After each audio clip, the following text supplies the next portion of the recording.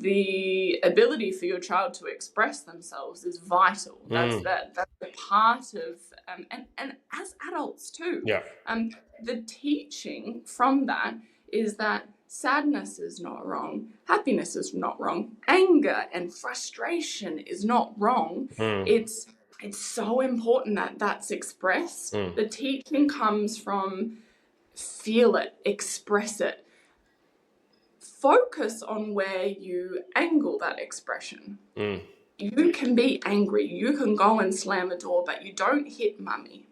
So use it, get it out, teach your children, teach yourself, teach your practice members that if we store these emotions in us, now we're really good at not storing happiness, not storing joy, because it's socially acceptable to feel these things on the street. It's not socially acceptable to be walking down the street with tears running down your cheeks and needing to sit down and having a big cry. So what we tend to do is to push these down. It's really vital for us to experience these emotions, because what we know from a chiropractic perspective is that if we're full of these emotions, we vibrate differently, we become subluxated.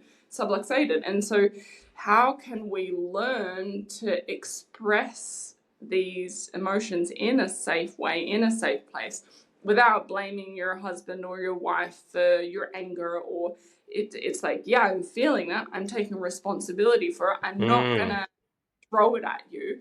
I'm going to go through my own process, and I might need you in that, or I might, if you have the capacity, I might use you to be part of my safety in expressing that, but it's not necessarily that you were the cause of that. Right. Because I have learned, because my mum taught me, if you know, we're talking about mothers who are growing children, my mum taught me that I'm allowed to be angry, I'm just not allowed to punch mummy.